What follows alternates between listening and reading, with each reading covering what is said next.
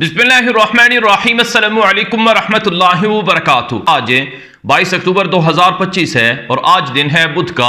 आज की ताज़ा तरीन बड़ी खबरों से इस वेला का आगाज करेंगे। सबसे पहले हेडलाइंस आपके सामने रखेंगे। अमेरिका ने इसराइल को लर्जा दिया है, तुर्की को गजा से नहीं निकाला जा सकता है, तुर्की भी गजा के अंदर मौजूद रहेगा। दुनिया के 60 मुल्कों की फौजें गजा में दाखिल करने का ट्रंप ने ऐलान किया है। ट्रंप की हमास को फाइनल खतरनाक धमकियां सामने आ रही हैं। अमेरिका के नायब सदर ने गजा की तामीर नौ का ऐलान कर दिया है, लेकिन जो इलाके हमास के कब्जे में हैं उनको रीबिल्ड नहीं किया जाएगा। हमास को असलहा फेंकना होगा। इसराइली वजीर आजम नेतन्याहू का इक्तदार खतरे में है। नेतन्याहू ने सदर से माफी की दरखास्त कर दी है और इसराइल में अंदरूनी तौर पर शदीद बगावत देखने को मिल रही है और आलमी सतह पर इसराइल का पीछा मुख्तलिफ तरह के मुकदमात कर रहे हैं और इसराइल से 1.5-2 लाख यहूदी पिछले कुछ अरसे में फरार हो चुके हैं। ये हेडलाइंस हैं, इनकी डिटेल्स और तफसीलात मैं आपको बताऊंगा। इससे पहले कि मैं खबरों का आगाज करूं, आपसे गुजारिश है अगर आप इस चैनल पर नए हैं तो लाजमी सब्सक्राइब करें ताकि आपको तमाम अपडेट्स मिलती रहें, ताकि आपका और हमारा ताल्लुक मजबूती से कायम रहे और जुड़ा रहे। आगाज करेंगे आज की सबसे बड़ी खबर इस वक्त मेरे सामने है कि अमेरिका का नायब सदर JD वेंस इसराइल पहुंचा और उसने इसराइल के अंदर खड़े होकर कहा कि गजा और इसराइल के दरमियान जो जंग का खात्मा है, अमेरिका इसे बरकरार रखना चाहता है। अमेरिका इसराइल को या हमास को गजा की जंग दोबारा शुरू होने नहीं देगा और गजा में हमास से असलहा लिया जाएगा। इस पर कोई मुज़ाकरात या समझौता नहीं हो सकता है और गजा की तामीर नौ भी की जाएगी। अमेरिका के नायब सदर JD वेंस ने इसराइल के अंदर खड़े होकर कहा कि जो ममालिक गजा की तामीर में हिस्सा ले रहे हैं हम उनको नहीं रोक सकते हैं। बिलखुसूस उन्होंने तुर्की के हवाले से कहा कि तुर्की गजा की तामीर नौ में हिस्सा ले रहा है और हम इसको वेलकम करते हैं और तुर्की के साथ कतर भी गजा की तामीर नौ में हिस्सा ले सकता है, हम उसे नहीं रोक सकते हैं।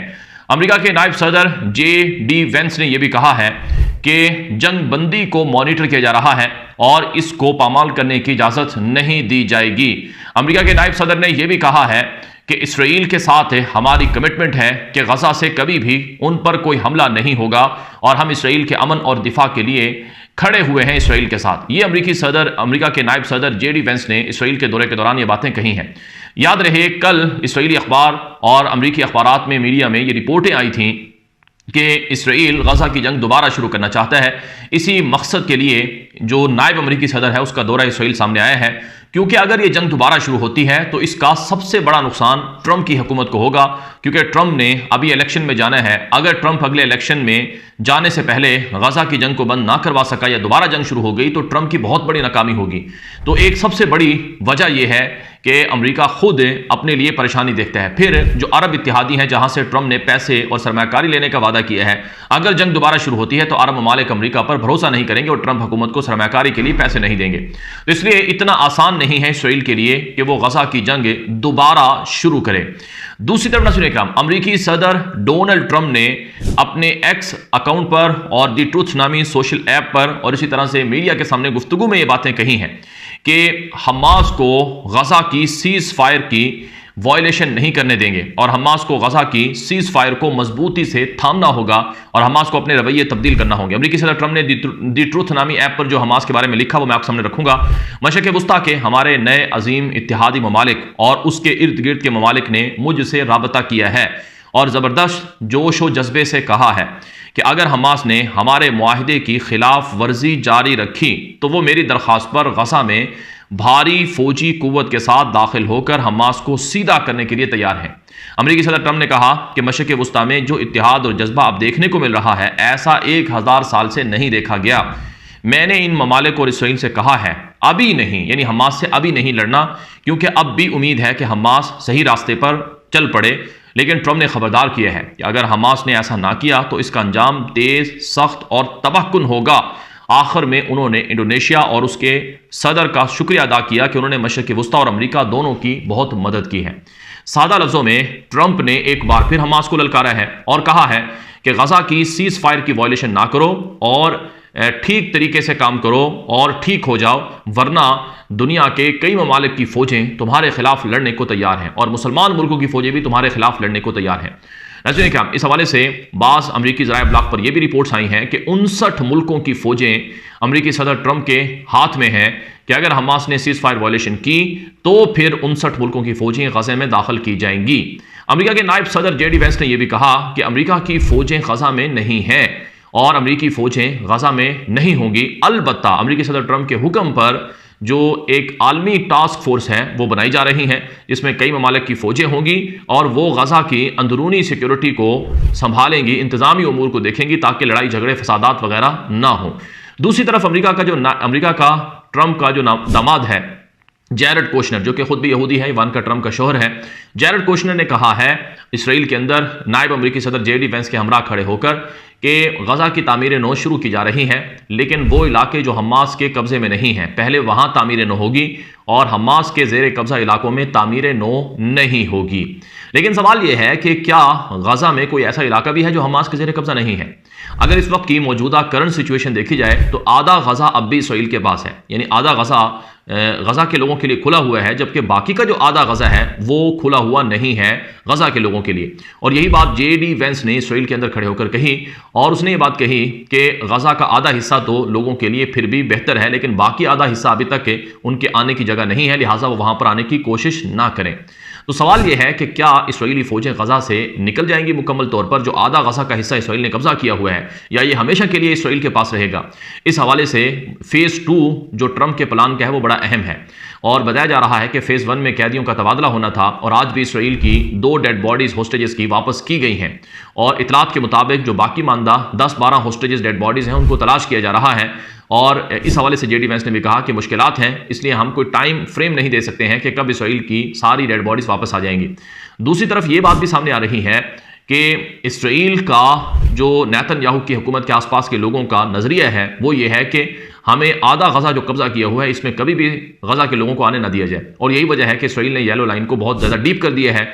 रिपोर्ट्स के मुताबिक जो फेज़ 2 है जिसमें हमास को असला फेंकना है, गज़ा की हुकूमत छोड़नी है, गज़ा में एक टेक्नोक्रेट हुकूमत का सेटअप आना है, तो वो जो फेज़ 2 है उस पर मुज़ाकरात मिस्र के अंदर मुमकिन तौर पर शुरू हो रहे हैं। और कल इस हवाले से खबर चली थी कि हमास का एक वफद भी खलील अल-हैया की सरबराही में मिस्र पहुंचा था फेज़ 2 के हवाले से। दूसरी तरफ नाज़रीन किराम, जो आज की एक और बड़ी खबर इस वक्त मेरे सामने है वो ये है कि आलमी सतह पर इसराइल के जो जंगी जराइम हैं उनका मुहासबा अभी भी चल रहा है। कनाडा के वज़ीर आज़म कार्नी ने कहा है कि अगर नेतन्याहू कनाडा की सरजमीन पर आया तो उसे गिरफ्तार किया जाएगा, क्योंकि नेतन्याहू पर आलमी अदालत इंसाफ में ICC में मुकदमात हैं और उसके अरेस्ट वारंट जारी किए हुए हैं। तो इसलिए नेतन्याहू अगर कनाडा की सरजमीन पर आया तो उसे गिरफ्तार किया जाएगा। इसराइल ने कनाडा से दरख्वास्त की है कि नेतन्याहू के खिलाफ इस तरह के मंसूबे बनाने से गुरेज किया जाए, लेकिन कनाडा ने पीछे हटने से इनकार कर दिया है। याद रहे यूरोप के कई ममालिक के साथ इसराइल के ताल्लुकात इंतहाई शदीद मुतासर हुए हैं गज़ा की जंग की वजह से। और आज की एक और खबर ज़रा सुन लें कि इसराइल के अंदर शदीद इख्तलाफात और बगावत देखने को मिल रही है। नेतन्याहू की हुकूमत में अंदरूनी बगावत है। कौमी सलामती का जो वज़ीर था हनगबी, उसको हटा दिया गया है नेतन्याहू की तरफ से।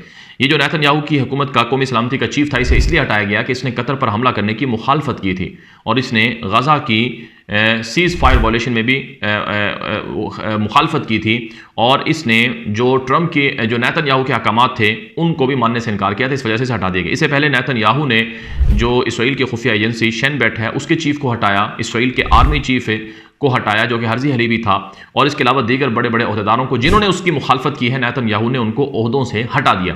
और नेतन्याहू पर करप्शन के केसेस हैं। अब नेतन्याहू की पार्टी लिकुड पार्टी के वज़रा की तरफ से इसराइली सदर हरज़ोग को ख़त लिखा गया है, दरखास्तें दी गई हैं कि खुदा के लिए नेतन्याहू को इन करप्शन के मुकदमात से माफ़ किया जाए। नेतन्याहू ने अपने आप को अगले इसराइली इलेक्शन के लिए नामजद कर दिया है कि मैं इलेक्शन लड़ूंगा और अगली मरतबा भी वज़ीर आज़म बनने की कोशिश करूंगा। इस पर इसराइल के अंदर शदीद गम व गुस्सा है और एहतजाज चल रहा है। अपोजिशन पार्टियों ने नेतन्याहू को 7 अक्टूबर का नाकाम वज़ीर आज़म और नाकाम हुकूमत का सरबराह डिक्लेयर कर दिया है। नेतन्याहू को 7 अक्टूबर का जिम्मेदार करार देकर उसे सजा देने का मुतालबा किया जा रहा है और उसके मुहासबे का भी ऐलान बार बार इसराइल के मीडिया पर किया जा रहा है। आखिर में एक और बड़ी खबर आपके सामने रखेंगे कि इसराइल से हजारों की तादाद में यहूदी मुल्क छोड़कर जा रहे हैं। यह खबर आप जरा देखें, द यरूशलेम पोस्ट में छपी है कि tsunami of citizen choose to leave Israel in past years, Knesset report reveals कि एक सुनामी आया था इसराइली शहरियों का कि जो इसराइल छोड़कर जाने पर मजबूर हुए। और ये इसराइल जाने वाले जो इसराइली शहरी थे, ये पिछले साल में सबसे ज़्यादा गए हैं। और ये क्यों गए हैं? क्योंकि ईरान के साथ जंग शुरू हो गई, यमन के साथ मामला थे, यमन से मिसाइल और ड्रोन आ रहे थे, लबनान के साथ जंग चल रही थी, और फिर गजा की जंग ने लोगों को बहुत मायूस किया था, क्योंकि लोगों की ज़िंदगी बहुत मुतासर हुई। जंगें कभी भी मुल्कों के अंदर, रियासतों के अंदर अमन नहीं लाती हैं, जंगों से तबाही आती है, जंगों से हर फर्द मुतासर होता है। तो इस वजह से इस रिपोर्ट में जाहिर किया गया है कि तकरीबन 1.5 से 2 लाख यहूदी कम से कम इसराइल छोड़कर गए हैं, जो अभी वापस नहीं आए हैं। बाज़ दीगर ज़राए के मुताबिक 5 लाख से ज़्यादा इसराइली मुल्क से गए हैं, जो कि अभी वापस नहीं आए हैं। तो ये इसराइल के लिए बहुत अलमिया है कि नेतन्याहू की हुकूमत जिस चीज़ को ज़ाहिरन अपनी विक्ट्री करार देती थी, वो उसकी विक्ट्री नहीं थी, और नेतन्याहू की वजह से इसराइली शहरियों को मुश्किलात का सामना करना पड़ा और उनको वहाँ से जाना पड़ा। और तुर्की को गजा से निकालने का जो नेतन्याहू का मंसूबा था, वो पूरा नहीं हो रहा है। इस पर नेतन्याहू और अमरीकी हुकूमत के दरमियान भी शदीद इख्तलाफात देखने को मिल रहे हैं। अब तक के लिए इतना ही। मज़ीद इस तरह की खबरें आती रहेंगी। आप हमारे यूट्यूब चैनल के साथ जुड़े रहें। इजाज़त दीजिए। अस्सलामु अलैकुम वरहमतुल्लाहि वबरकातुहू।